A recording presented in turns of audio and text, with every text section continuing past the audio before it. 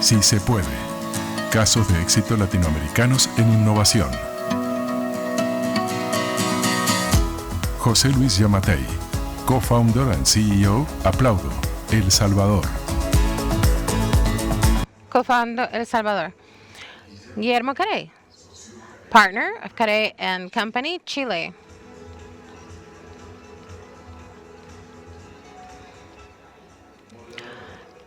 Facilitator Matías Noetinger, ASIPI, Argentina.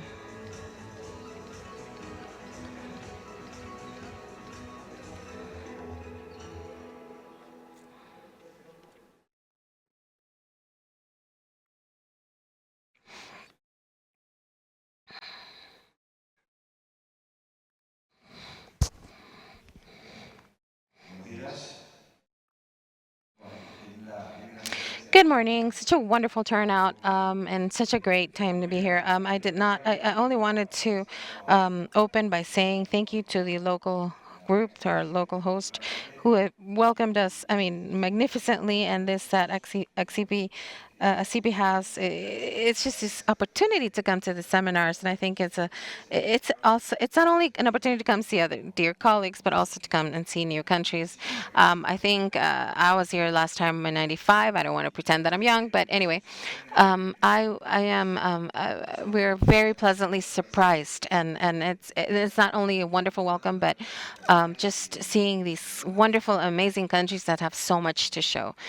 So this is a true honor and pleasure, and I'm gonna just want to thank ASIPI for the opportunity to be here now. And even though it might seem that like a paradox to say this, but I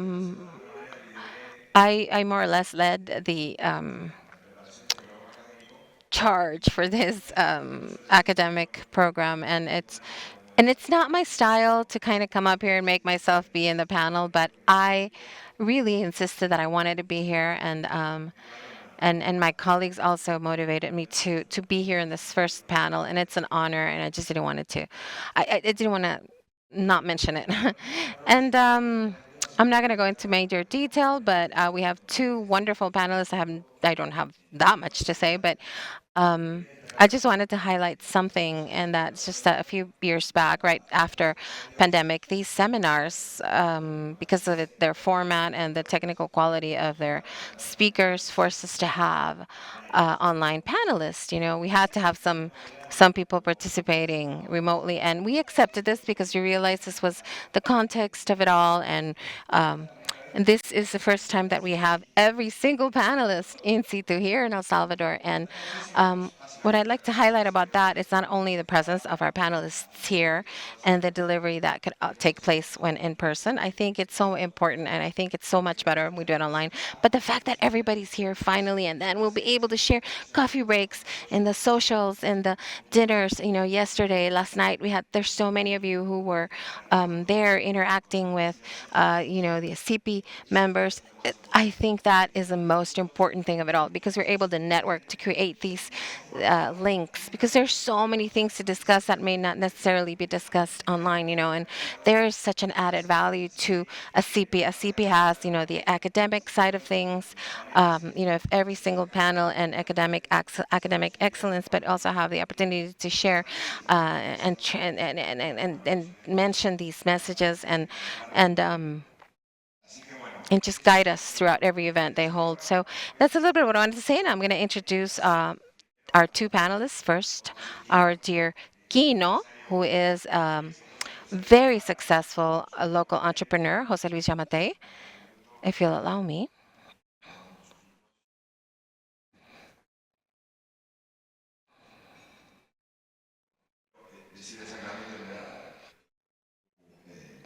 I'd like to read your resume. He's a co-founder of a company called Applaudo, which I believe is the largest software company in El Salvador, one of the most successful and important companies in Latin America. Well, and he is member of the YOP. He's co-fellow of Aspen University, chair of Textile Council of El Salvador, member of Forbes Technology Council, and his experience includes project management, IT services, technical skills, personnel management. He's worked with multinational companies like Dell and GBM.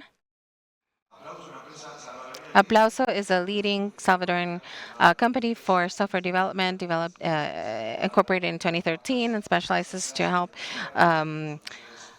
well-known brands to improve their IT, and help with their digital transformation. Some of its most important clients are Walmart, Real Madrid, NBC Sports, Keller Williams, Miami Heat, Golden State Warriors, Holiday, amongst others. The company has a team of over 800 workers in different countries around the world, and it's highlighted itself for its commitment to excellence and customer satisfaction. He will now tell us a little bit, Jose Luis, a little bit about his experience, and not only as an entrepreneur and as a path, but how he now helps startups with a technological basis to develop and to themselves and to make progress. And our dear Guillermo Ele, who will also contribute so much and will share his own success stories. Guillermo, as I mentioned, he said, I said, well, can you give me something to introduce you? And he said, no. I said, I'm doing it. He's a member of ASIPI. He's one of my main and dearest members in Chile. And basically, he is a fan of technology. And we can say that he always, every time he talks, he says some disruptive things, but he always leaves us thinking, not concerned per se, but just a little enough concerned so that, but anyway, it just always keeps us on our toes. Thank you so much, all of you, for being here, both of you for being here. And okay, thank you. Good morning, everyone.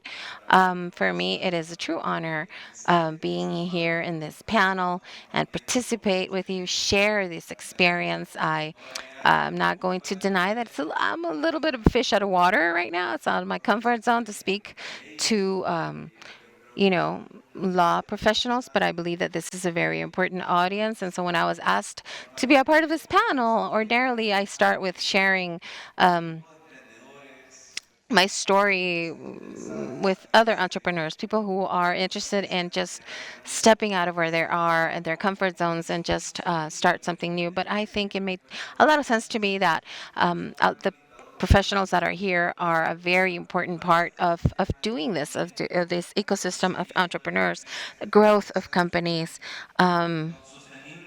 That is sustainable. So I am just very happy and very thrilled to be able to do this for the very first time. I hope that I don't bore you, and just share a little bit of what's it like on this side, so that tomorrow, when you bump into an entrepreneur like myself, that you know how to work with them, that you know what they need, because there's so much value to IP. And however, I must confess that there's a lot of ignorance or just no knowledge about it at all. And but however, I am making some. I will be sharing how what this looks like, what my path has been, and it's my real story, and honestly, I wish I would have known many of you a long time ago.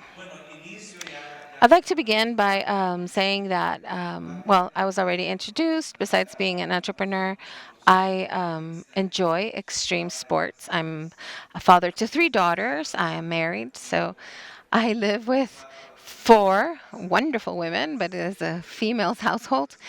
So I'm very, very happy.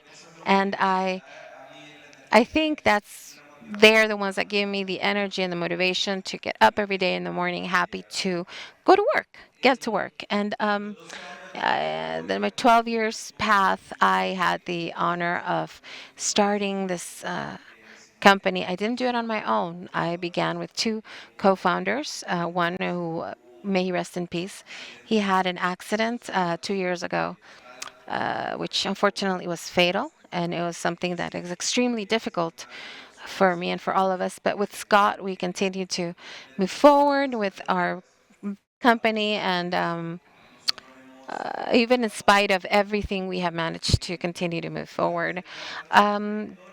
Throughout our trajectory, we now have over 700 collaborators. At some point, we had over 1,000, and I could share a little bit more about this. Why these fluctuations? Why does this happen? Well, we were very happy to be able to change so many lives in El Salvador, because when we began, we thought of a platform that could provide quality employment abroad. And what we were missing is a platform that helped connect professionals who were initially here in El Salvador. We now have collaborators throughout all of Latin America, and just to be able to connect with the big brands and just us be able to provide these technological solutions that can provide that technological competitiveness to many of our clients. During our trajectory, if you like, we had the privilege of being acknowledged by different companies, organizations. We're very proud that we were able to compete with the very best. We began Applaudo thinking of being disruptive, being a company that will always think about quality, or that always thought about quality, that we were always inspired, by other leaders in our industry. And we said, well, how can we make this happen in El Salvador? The easiest thing we could do was to go and see how others did it. Every company has a beginning. That in time, stories are written. Most leaders, founders, they tell their stories, and it's very enriching to understand how they did it. And the advantage is to see how the world was operating in faster cycles. I like to do the analogy that the world used to go 50 kilometers per hour, then 100 kilometers per hour, and then 200 kilometers per hour now. So we saw that the opportunity was there when we saw big companies. If we thought about Walmart, 100 years old company, how they got there? Well, they grew up organically, and for some time, for a long period of time, but suddenly we started to see the Unicorn is a company that in a very short period of time came to creation of value, even bigger than a company that had spent or has many years of existence. So this was not understandable at some point. How can a company who's been there for 1 or 2 years or maybe months can generate so much value? And this is, we started before the term startup existed. It was not a thing.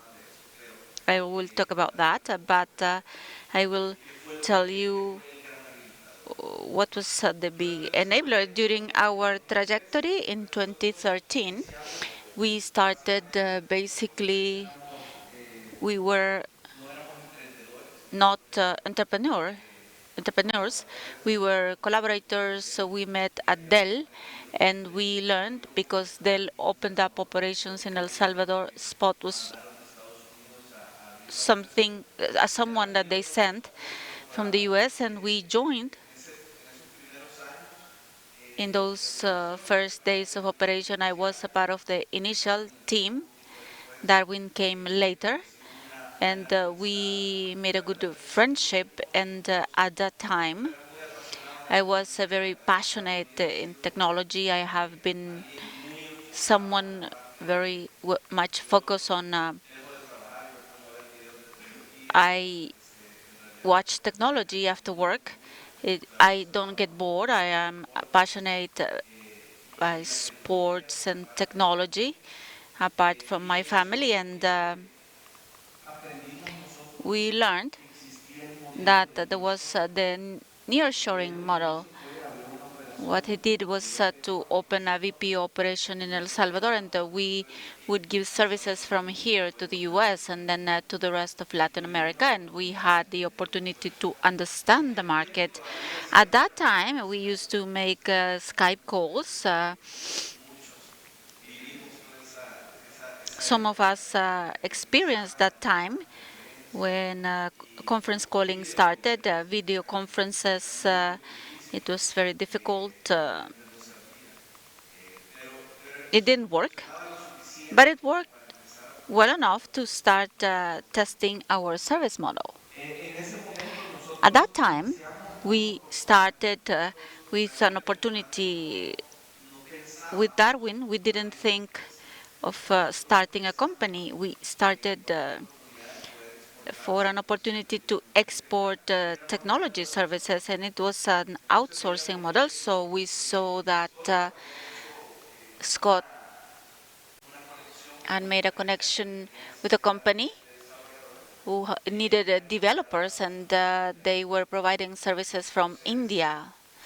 And so from here, it was difficult to have a conversation even now with all the technology that we have. The cultural gap, accents, communications between an American in the US and someone who resides in India with a different time zone, different culture, accent, they would make it possible. Now, the biggest companies in the world are related to professional services export. It's India. So we said, what about Latin America? Why we cannot do it here? What is the problem with that? And we said, let's see if we can do it. And we started with 2 programmers, and since 2013 we started to test the model. From 2013 to 2016 we were still consolidating the model, but at the beginning we didn't understand the full potential of what we were doing, but we understood that through technology we could increase the number of professional services given by El Salvador, and as India does it, we can do it. In 2020, and this is important because for us, in 2018, more or less, 2016, we started to think about capital raising, and we thought we have something. We had about 40 people in the organization, and at the beginning we saw our counterpart in Costa Rica.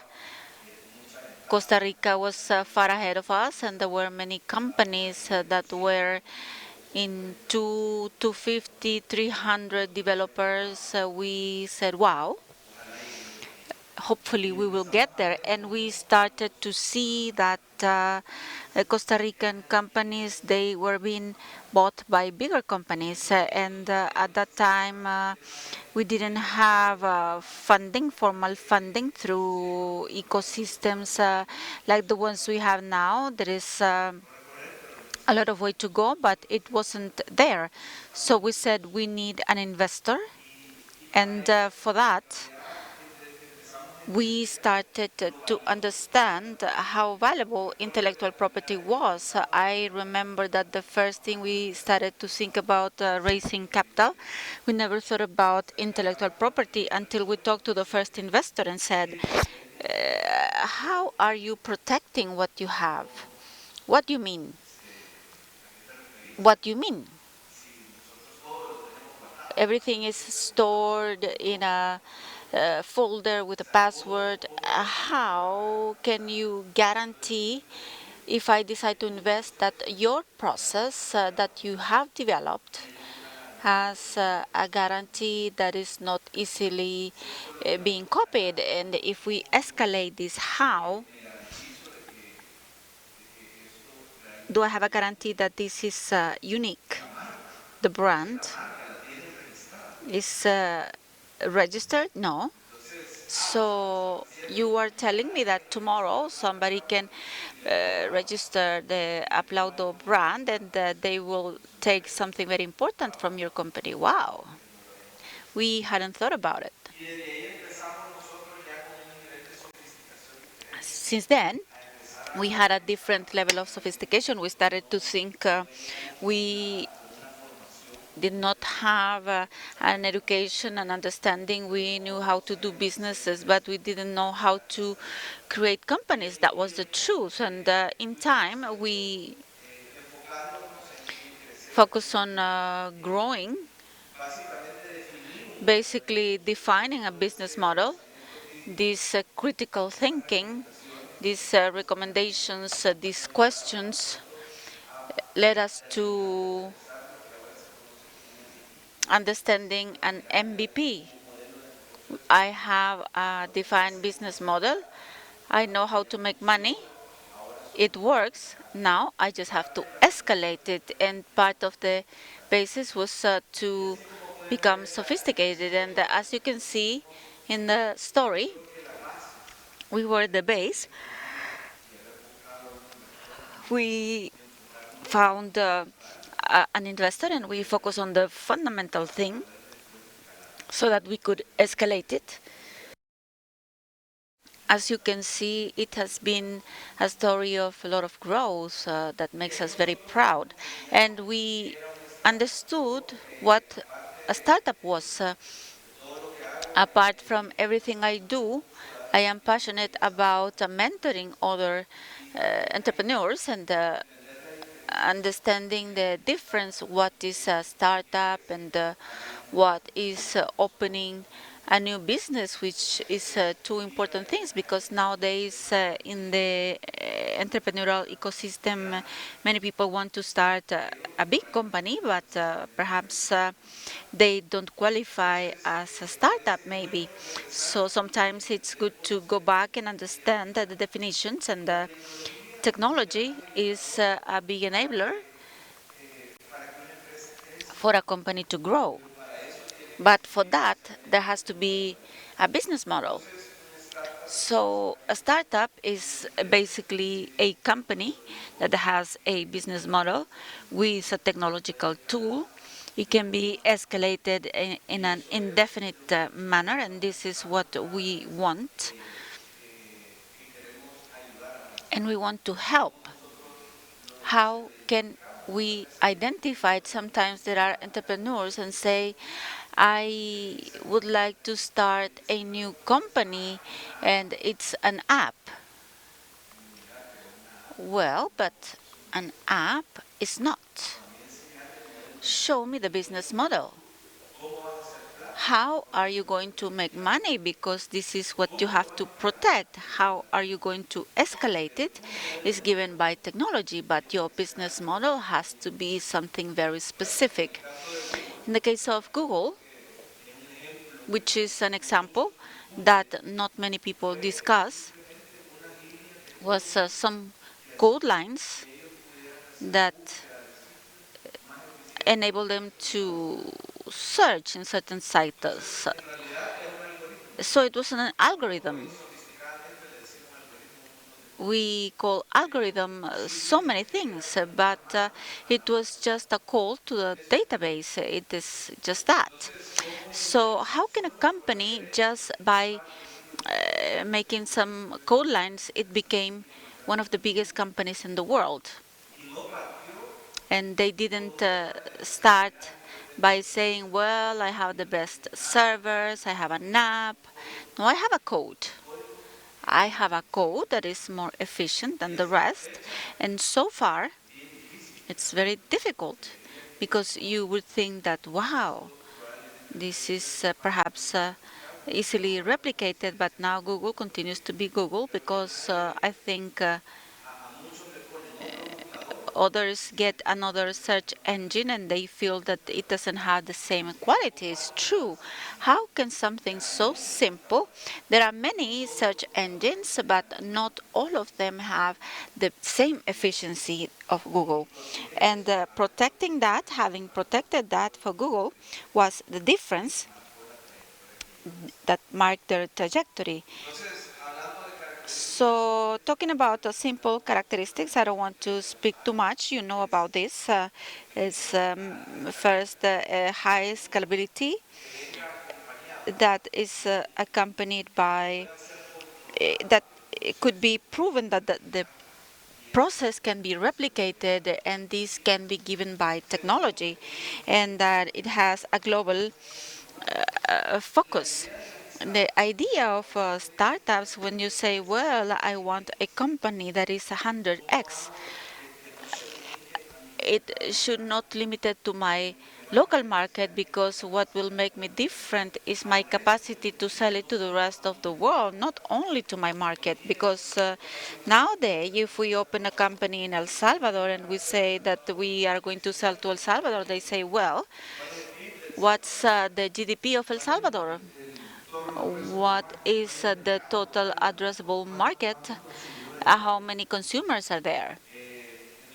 So the idea of a startup is that it can cross borders. As you have seen Timu, I am surprised by the Chinese. They are so efficient. They have penetrated the entire distribution chain, and now suddenly you can buy from China as if you were buying locally. And that is a global company. The other thing is young blood.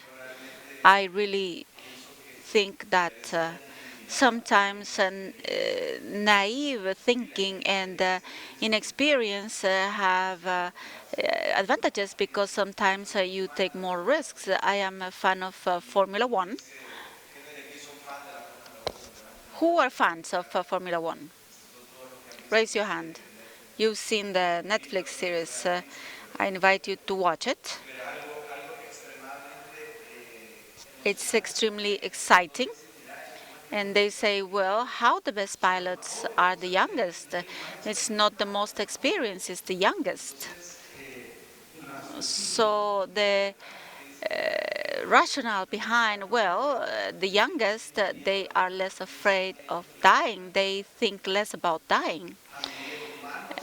And as people grow older, they think more about death, and they are more afraid of it. The youngest we are, the more,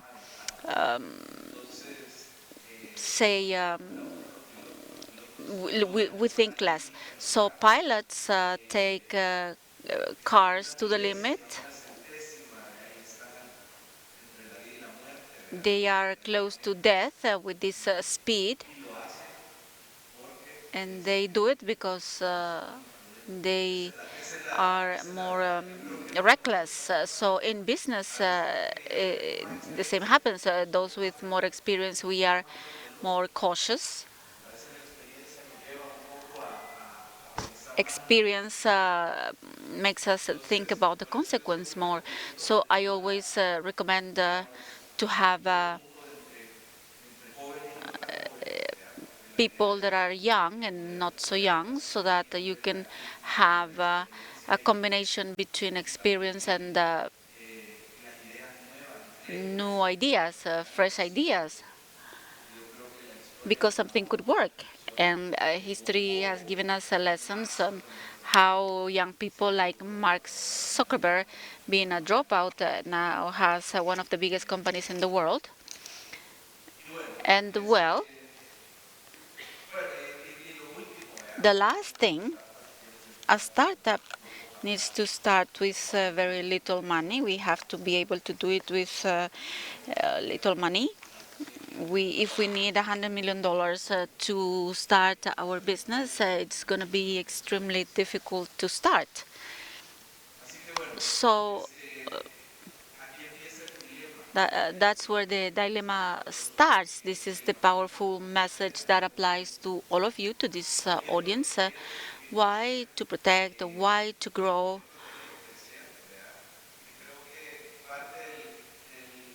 Part of the advice that entrepreneurs need is to understand this, understand why it is important that they protect what they are creating at all times.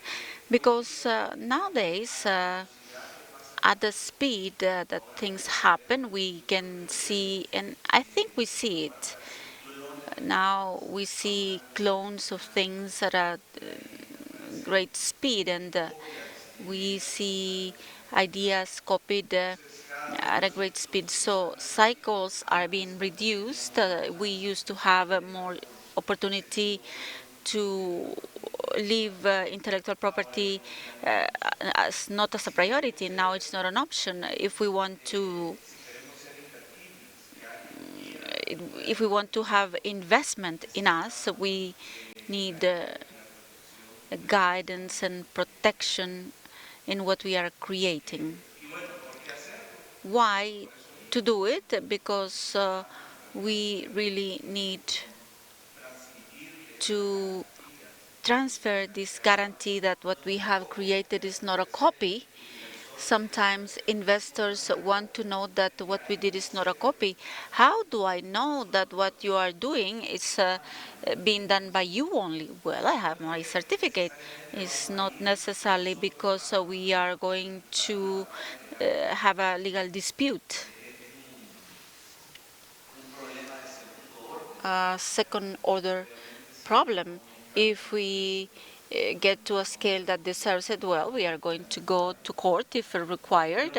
But if it's not, it's important to have it in order to be organized. So I have a lot more that I would like to share, but we have a limited amount of time. But this was the most important message that I wanted to share with you about our experience and the importance throughout the process that intellectual property professionals can support entrepreneurs and make these businesses to grow and not to be the victim of not being able to get funds and escalate, and that they are not ready to do it when necessary to protect what they have created. Thank you. Thank you, José Luis. When we finish, when Guille finishes, we will open the space for questions. Maybe you have things to ask to José Luis, but Guille's talk is complementary to the experience and story of José Luis, so it's going to be very interesting for you.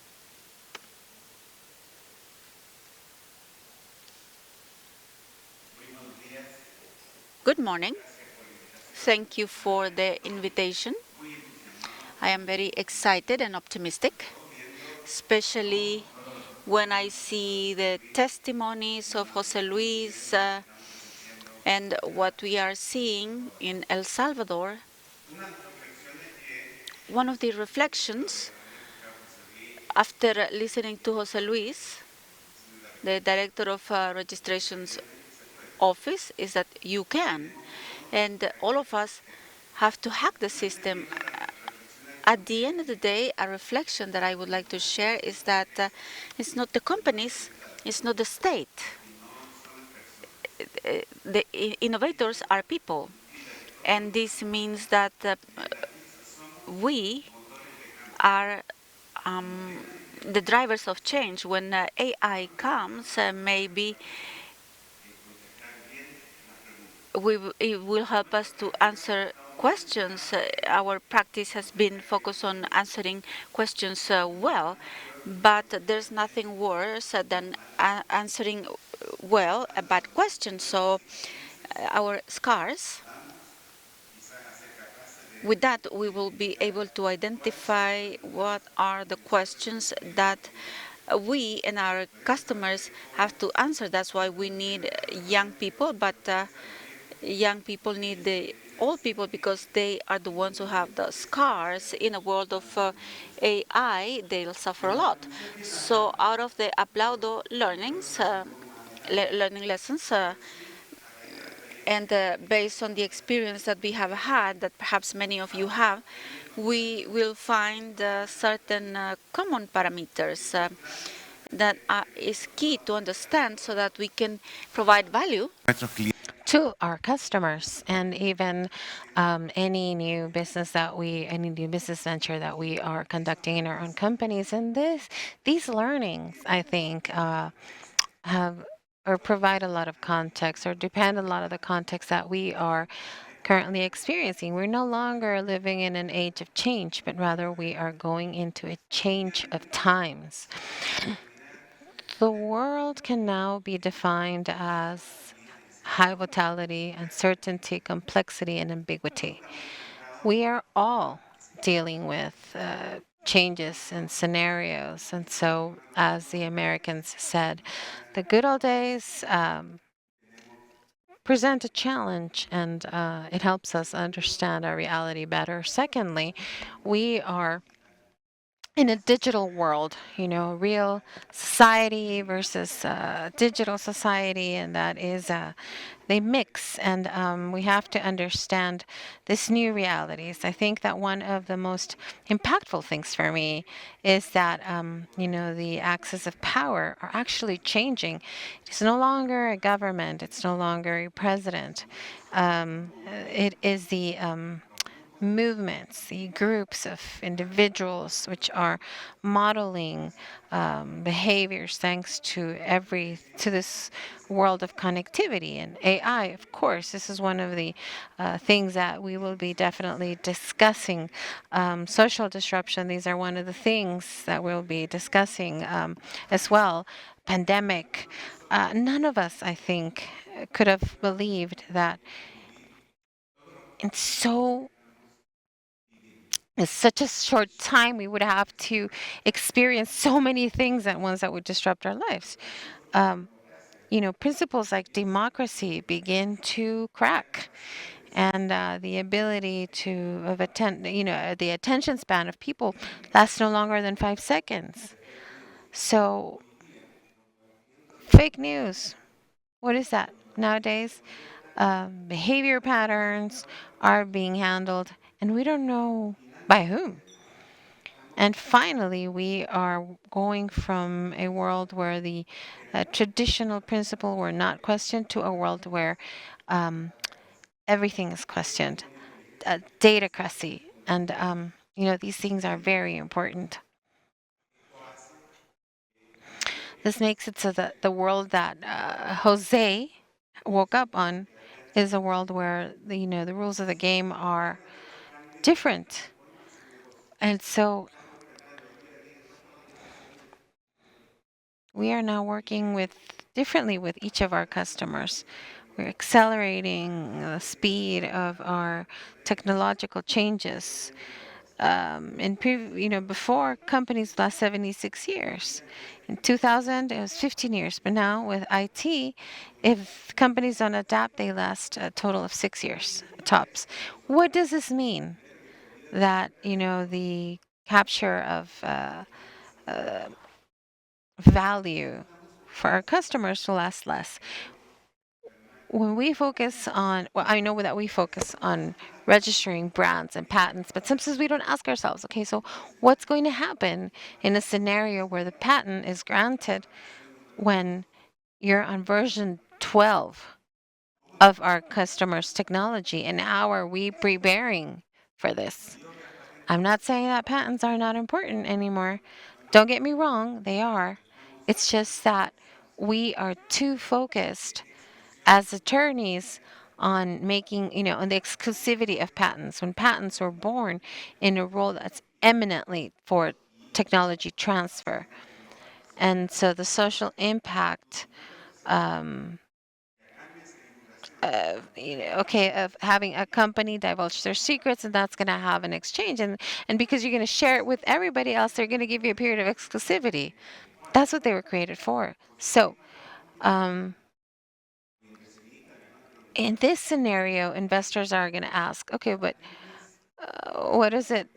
What are you dealing with? Patents comply with 5 roles: technology transfer, exclusivity, which are the ones that we've seen and the ones that we've used, but it also has a role of objectifying the invention. If you have something that's patented, you will be able to refer to it in a contract as the object of the contract. You're going to receive a conventional or contractual acknowledgement, or to it because of it. If tomorrow you want to litigate in the United States, you're going to say no. it's $4 million, $3 million in trial. So there are very few companies in the region that may actually face a trial of this size. But when you have a patent and you have an objectified patent, this allows to have and to add so much value to the company. Fourth, the value of the patents. The effect of value. And if you have a patent, you can prove that, then you can pass that checkbox of all venture capitals that are looking at your company, and then the other effect is peace. Now, in the United States, insurance is for intellectual property is $5 million because there's so many patent trolls that many companies have to deal with this. If you have a patent, even if it's rejected, you're going to ensure this peaceful use. So you're going to say, wait a minute, patent troll, stay away because I patented this. And at the end of the day, they might have said, no, but it's there. I'm there. I can prove this. So within this scenario of technological cycles and slower cycles, smaller cycles, we have to rethink how we're using patents. Another trend we're seeing is client in the middle. What does client in the middle mean? Anyone? Customer is right, always right, right? Client is always right. Or you have to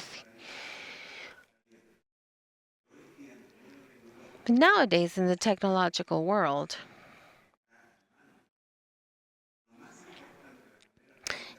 with these new companies, the most important thing of putting the customer in the middle is to have a contractual engagement. If tomorrow a large supplier, say Microsoft, has a customer and they offer them a product suite, and the customer wants to switch from Azure to AWS, Microsoft is going to say, hey, don't worry about it. I will negotiate with AWS and I will subcontract them and then or outsource, and we continue with Engage. So our relationship with the customer is sacred, because if you create a relationship based on technology and the technology changes too quickly, then you will lose. You have to maintain that relationship and you have to be able to keep our customers happy. And so to do this, you have to be able to adapt technology so as to never lose the engagement we have. Another trend that we are seeing, and that cases that I saw at Jose Luis and others that we're going to be looking at, is that nowadays the licensing model, even though it is important, it is secondary before the world to turn over results and services. With the cloud, the majority of the output towards customers is through results. So I process something in the cloud and I control it with my software, and then and a few results, you get what you need. So these are very innovative parameters that did not exist in the world before, and we always used to see patents and licensing, and nowadays it's data and results. So I think that all of us who work in IP have to understand and really make sure that we're using agile technologies, because we're living in a world of cascade contracts, deliverable, acceptance, check, you pay, next phase. So in agile methodologies, this is all at the same time. It's like, okay, right, build me a house at the beach. So first deliverable is, okay, here's your house at the beach. What do you mean? It doesn't have a main bedroom. It's up with the stairs. Sure. You change it immediately. Agile methodology is something that is incredibly adaptable, and that's why you're generating changes in cells within the company that operate more autonomously. Does anyone here think that collaboration within the agile methodology is important? Is it important that we collaborate in the company? You all agree with that statement, right? Well, collaboration. Many of the things that are saying now are a bit overrated, and we're talking about cooperation. So we need to collaborate, and we also need to have teams, specific teams that are independent, that are highly coordinated amongst themselves. And that is a way through which certain companies are now achieving or managing to achieve that flexibility and adaptability. Over deliver. Many of our clients now live in a world where you make promises, almost incredible for the company. Would we be willing to say, Mr. Client, I will only charge you if you're registered brand, or only if I am able to register your patent? That's happening. There's a famous case in Spain of a theater agency that was about to go broke because they started charging VAT to um, to their place. And so people weren't watching them anymore. So they said, well, how do we connect to consumers again? And so they began to over deliver.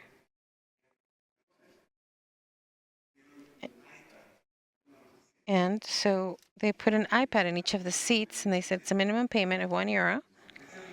If you laugh, you pay us the €12, which is. So they put a camera on the iPad looking,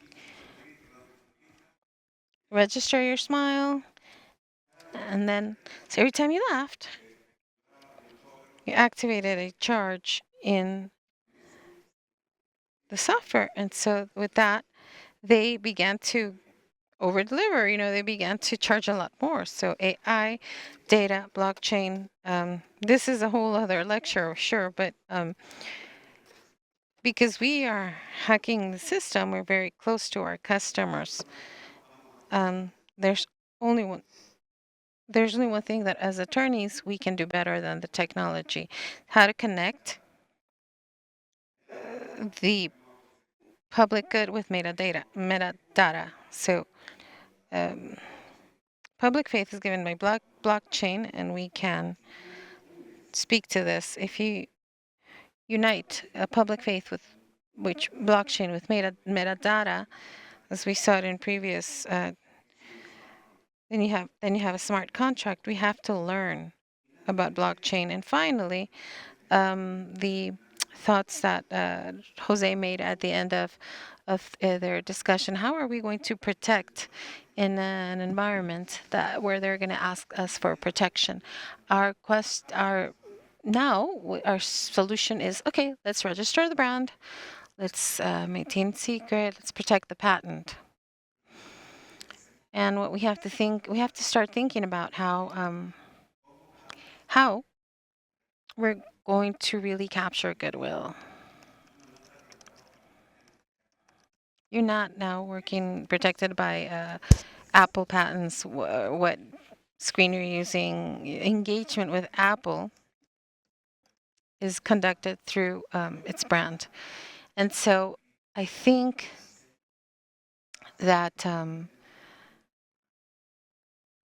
this is going to gravitate more towards patents to capture that goodwill and to keep engagement with our customers. What does this mean? The famous of patent and licensing as expanded. I'm not saying that patents don't work. Remember the 5 rules that I mentioned, but we actually do have to change the questions we're making, and we can't answer new tools with we can't answer new questions with the tools of last century. So we have to innovate, we have to adapt, and the ability to implement is so much better.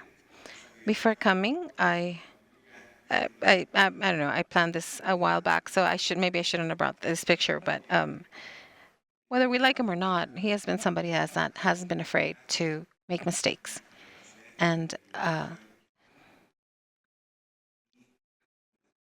in our studies, there's very smart people everywhere, but what really begins to make the change is the ability to execute.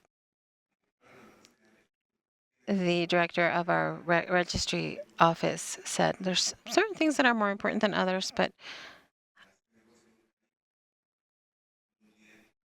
the there is a difference to a country being able to register something in a day to get a brand request in a day, and that's that's what moved people. It's because we wanted to see success stories, and I'm going to focus a little bit on this place we had to do. This was the case we did. It's Crystal Lagoons. This was a company that does artificial crystal lagoons, and they're low cost in many cases. And as Jose Luis mentioned, we had to face them here. This is a Chilean company. They're now operating in the United States. They have operations in over 64 countries and a value of over $3 million. Let me share with you a couple of things about this so that you can take a look at the eye of the innovator. He's a very close friend. Um, I used to spend like for a long time. I would spend like at least half a day for this client, half of my day on this client. This gentleman had a land strip in a beach called El Garrobo, fifth region of Chile. And the problem with this beach is that it is too cold, and it had these tremendously dangerous undercurrents, and so just going into the water just wasn't feasible. And this innovator said, okay, so what if we brought the Caribbean to this project through this beach? Let's build a giant lagoon. And so he began the construction process, and said, listen, I'm going to figure out who has this technology. Spoke to several companies. Said, don't worry about it. Listen, we can do a water recirculation system, and everything's going to work just fine. This will be the fifth wonder of the world, and you're going to have the Caribbean at your doorstep. Problem was that technology did not work. And just a few days in, this promise of Caribbean turned into something horrible. This was popcorn soup, or bean soup. Bean soup, I'm sorry. So, when algae die, or when they're under sand, or the sun, there's a really bad smell.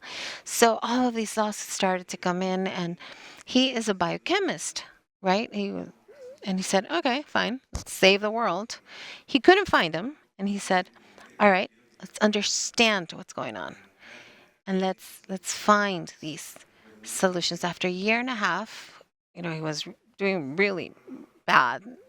I remember that he was always experimenting, with different things. And this one morning, he left at 5. He went out at 5. Sun came up, and he was doing another experiment, and he sees, ta-da! This amazing improvement. This is now an 11-hectare lagoon in the middle of his project. And to give you a notion of the impact of this technology, do you see the pool see the pyramid in the middle? That pyramid has a heated pool. So these owners spend 4 times more to keep the heated pool than the full lagoon. That is the level of the impact that this technology can have. And so, see, that's the pool I'm talking about. See, it's more expensive to provide upkeep for that little pool than the whole thing. So, it's important to provide alternatives to our clients. And so here, what things can be done so that this technology can be expandable, rescuable, protectable, so on, all of the things that we do. Because of times, and Matías said, listen, focus in just a few. And we're now going to talk about how to provide protection and funding. This is very important, and this is mentioned by Jose Luis as well. We have to really keep um, our costs as low as possible, but we also paper can take on anything, and so if you don't have any petty cash anymore, well, it doesn't matter any projection, anything. I mean, if you run out of cash in general, nothing else matters. Something to consider with this startup is that firstly, to maintain funding, a contractual structure needed to be created that would make things safe. This gentleman here, Ananda Fishman, this is a company that is worth millions of dollars. They have 100% of actions, and he's never gone to a round of funding because thanks to the team that was assessing him, they created a system to generate a securitization of the contracts. This is really very important because if contracts from day one include the clauses that will allow you to be secure, to be safe without asking your customer, it's a before and an after, because when you ask for uses and when you're about to exchange securities, and that's an extra. But what we generated was a different vehicle that was that to which many of the contracts were provided, and the guarantees, because they were contractual, these were other contracts, and so we had 30 contracts and securities 14. So if one fails, I will replace it with these other 5. And so this was a path through where the collection agency and investments framework would retain an important percentage of the flows to pay for the bullets, and then the money would go back to the company itself. This is a very interesting way to generate funding, even before having to go to the market, out into the market, and face partners and deal with other type of incentives and things that can stain your capital for the most important things. Another important aspect, particularly for startups, when you help them, there's something that we don't focus on, but that is the target price. There's nothing worse for a startup than to sell to one price to one customer and give another price to another customer, because then customers start speaking amongst themselves, and then everybody feels like they've been shortchanged. And so it's very important that we try and help the customers and identify what are the engines or the elements to be able to really control those prices. And so when you have to offer when you have to make yourself this question, or ask this of anyone else, the first thing you need to do is think if you're going to look for a solution to have that will provide more weight on the capex. When you contract with the state doesn't work with money on a monthly basis, but they don't have so much work. They don't have so much problem to fund something from the very beginning. When you have a situation like this, then you're going to bear the weight of the core of your client on the apex as a down payment. So when it's somebody that is on the private sector and they need to raise funds to promote that project, and you will depend more on private influx or future influx, then you have to put a lot of this to fix and OPEX. What are the things that we have to model this? First is a down payment. Down payment is sacred. If we don't convince our customers that they're going to see all these results, and it's dangerous. First, because you can't not have any petty cash, and second, because down payment is a great predictor if your counterpart is or not serious. If somebody is not willing to put down some money for an important project, then says, "Oh no, I don't have money." Then maybe you shouldn't be doing business with them. Second one, milestones. Payments for specific milestones. we have the tendency. Okay, I'm going to pay a royalty, 5%. A royalty. Royalty is great. Many do them like this, but what is the problem of royalty? That if you go 100% royalty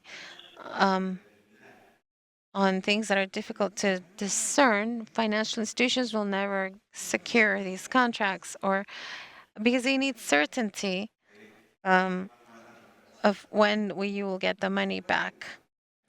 So if you can, we have the first, look at the first 10 years, we're going to apply these royalty and these payments and milestones. And so when the construction of the lagoon began, you have to do engineering, get it going, year 1, year 3, year 7. And so, two, and so we have several contracts and we have specific areas, royalties.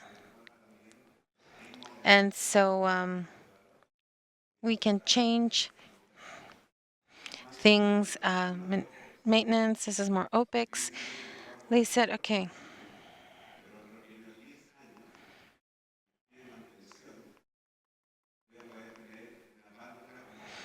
So you're gonna have a valve for more land. So exclusivity, it's very relevant. And so when you have exclusivity, you go into infinite price. And so you bring out the product into the market, and then so there's copies made. And so um, and so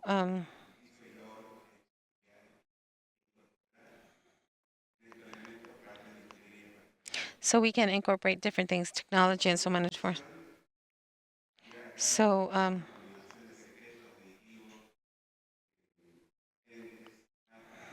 we have patents, brands.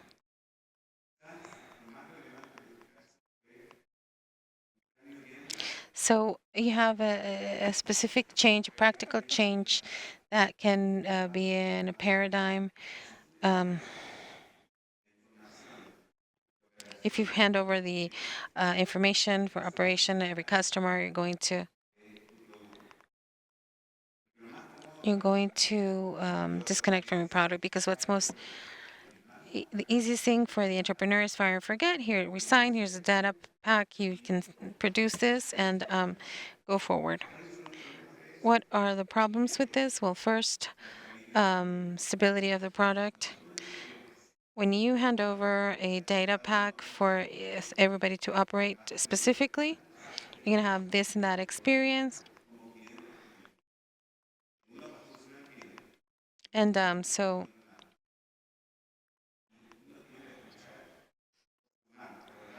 you tend to listen to the bad things. So those of you who didn't do the work, didn't do the research, the data pack is not going to teach you badly. So second reason to keep charge, or to continue staying in charge of technology, is improvement. If you're not operating technology, you can't really capture it any better.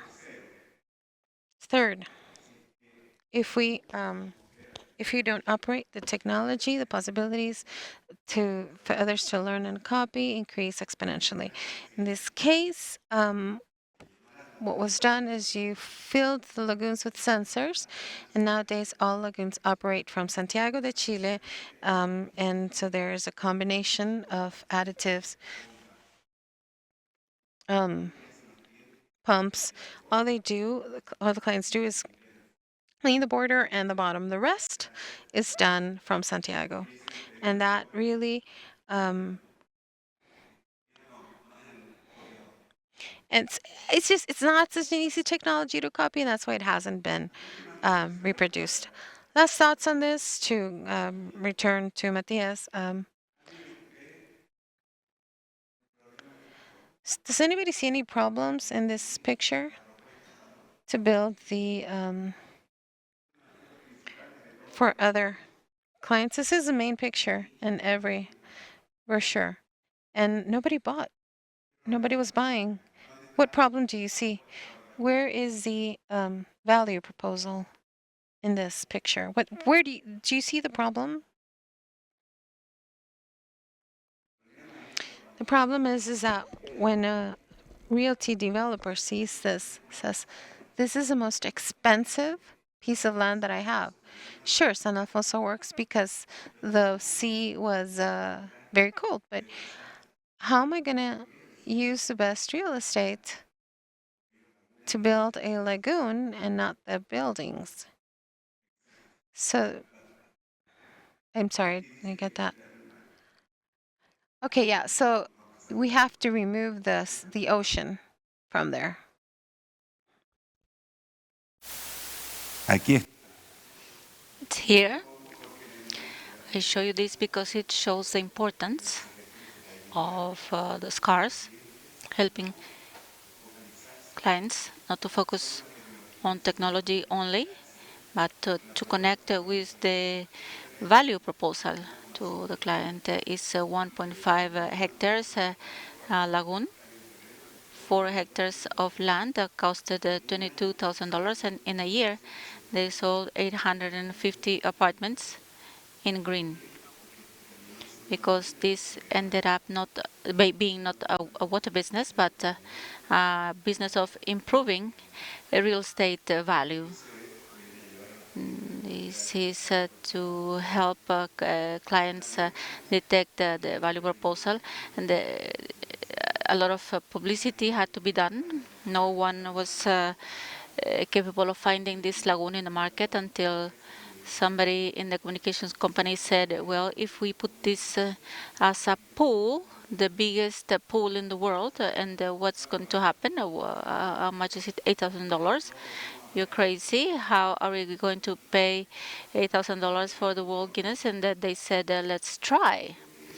And after this, the number of hits and likes, visits, all international chains, TV chains came to report on the biggest swimming pool in the world, and the phone didn't stop ringing. It was a very simple idea that made this burst. And finally, I told you that this was in 64 to 70 countries in the world. You must meet the counterparts.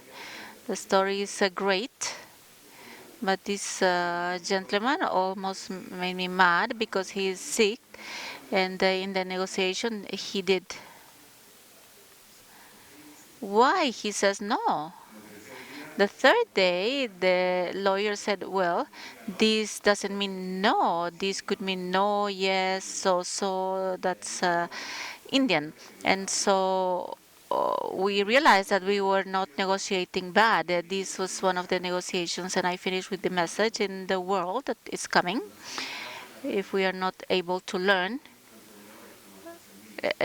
from entrepreneurs as him, being adaptive, execute well, and feel that you can, and with artificial intelligence, and that we will have to connect with the questions rather than with the answers. That's the time that we have to innovate to innovate. Thank you. Thank you, Guillermo.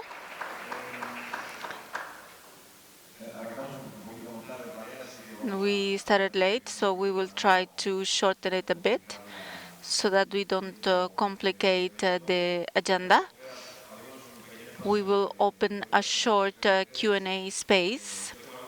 I have a couple, but I will prioritize on your questions if you want to participate and ask questions to José Luis and Guille.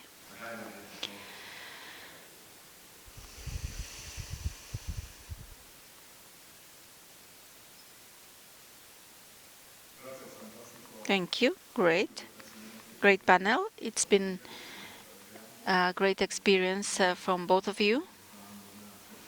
We are getting a renewed experience with the challenge of innovation and linking intellectual property.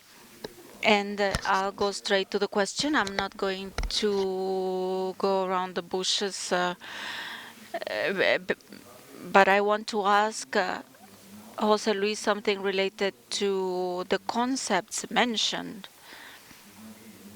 Guillermo talked about customer at the center, contractual engagement, and also reputation, trust. And from the perspective of intellectual property, my question is, we take off, we have a mature business, and on the way there are things that have to do with intellectual property. The question is, in BPOs, there's concerns that the client may have about how to manage data confidentiality. So if you can share, after having understood what you mentioned, intellectual property, what is exactly my differential proposal, how your clients, how do you give them peace of mind, because their information is safe,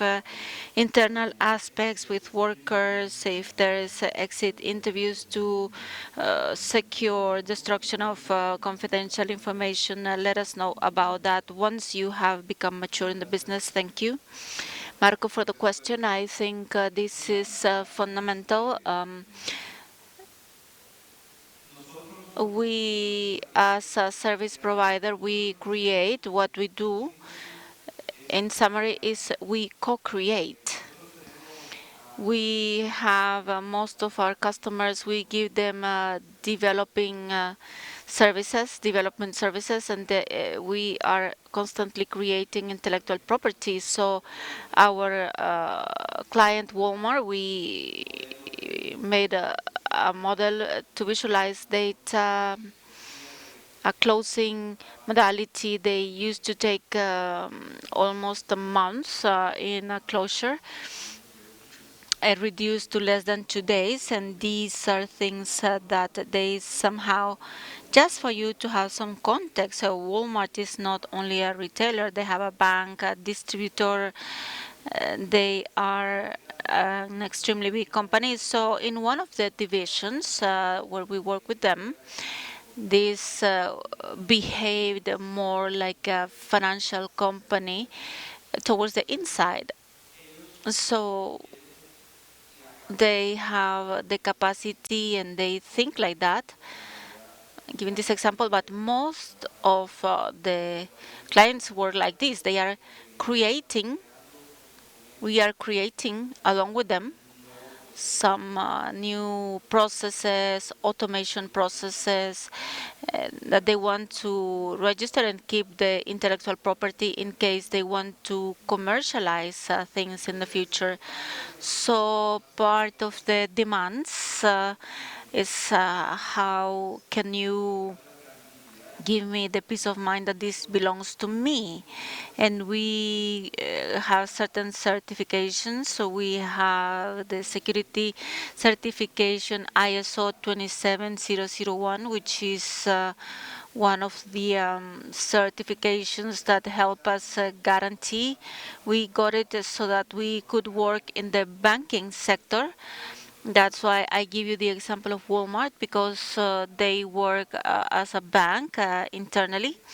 And this has allowed us to work with Gulf Energy and the bigger companies listed in the stock exchange. They look for vendors that have the industry accreditations that allow them to make sure that not only the contractual part, because the contracts, they have some protection conditions, but how can you prove that? Well, I am certified by this international entity that validated my processes, and I have a protection framework that is enforced in all my collaborators. That's one way. The other is they do full audits. We have all our collaborators with NDAs. We have onboarding processes, offboarding processes, In 2 weeks, we are going to recertify ourselves. So we do the trainings for protection, information protection constantly. And you who are in the world of laws, and I've had the opportunity to work with advisors like you,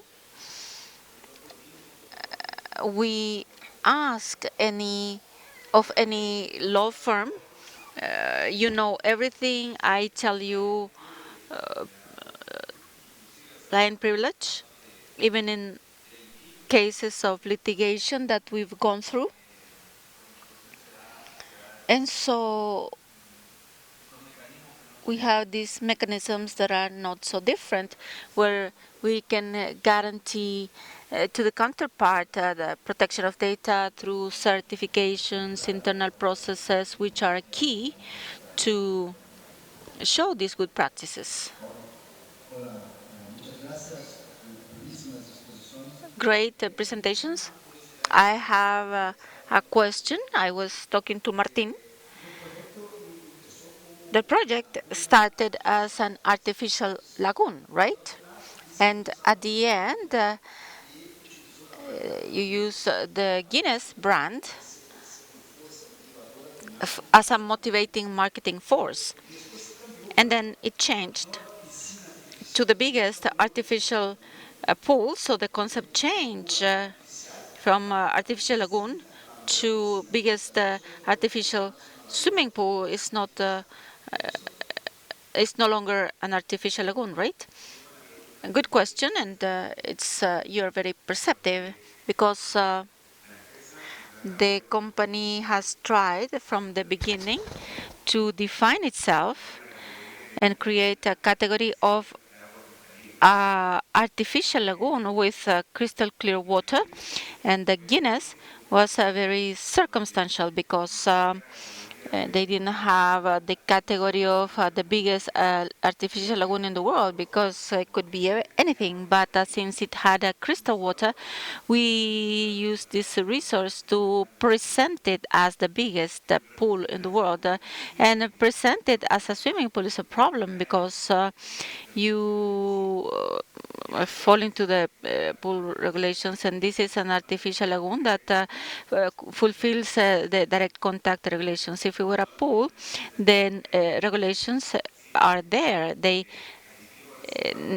demand residual additives 5 ppm per liter of chloride, something like that.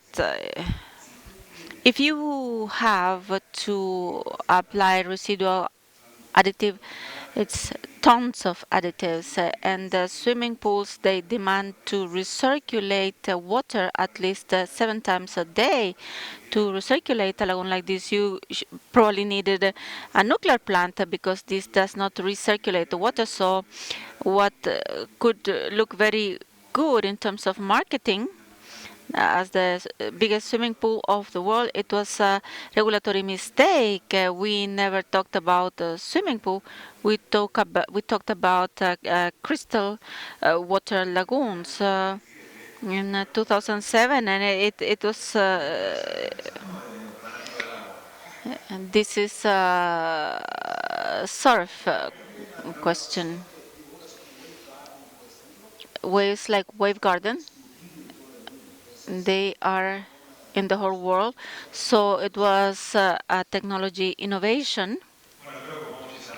Well, I think we can close so that we don't mess up the agenda so much. Thank you. I'll be brief. I am Ana Luisa Martinez Montt, the weird animal, because I've never been in an event like this. I don't do intellectual property. I actually represent an investment fund and a fund manager in the region. I see we have operations in Guatemala and a small operation in El Salvador, Madrid, Denmark, US. I introduce myself because you'll understand the question. We manage investment funds.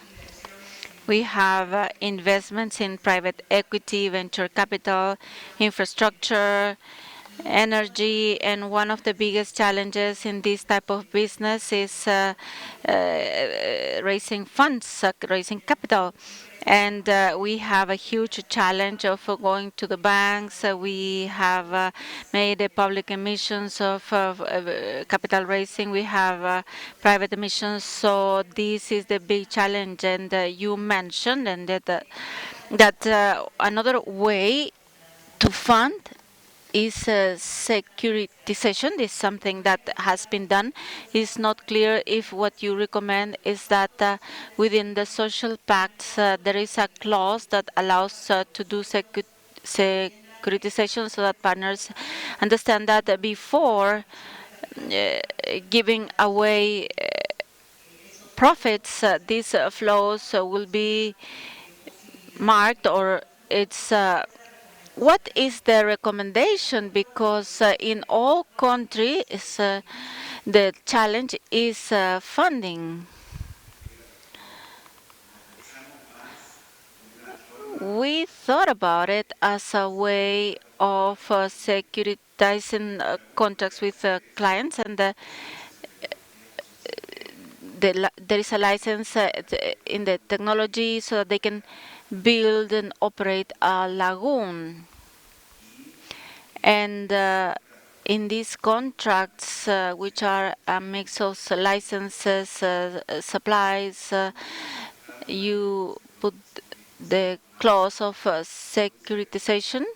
And the problem with that is to obtain the authorization of the client so that the flows of the contract that they don't go to the company, but that they are given to an entity that recovers the money, and you handle it through an investment bank, and they divide what all they are going to pay in terms of securitization in the company. This in this action in any contract, it's not allowed. You incorporate the mechanism and you describe it. In the end, the client cannot reject it. I was talking rather about that level of securitization, not the securitization of shares of partners. It's more complex because it's very difficult to negotiate in these agreements. And this is the first panel of this seminar.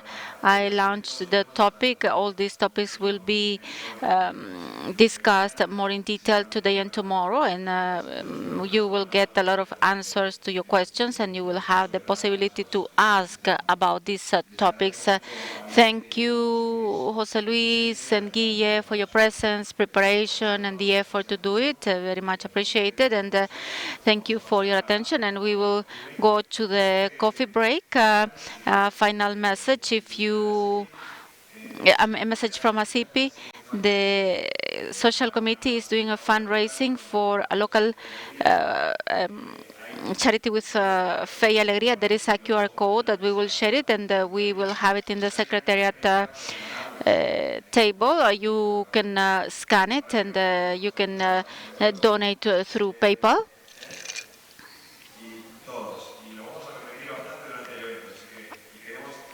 We will repeat it a lot. There is a target of $10,000.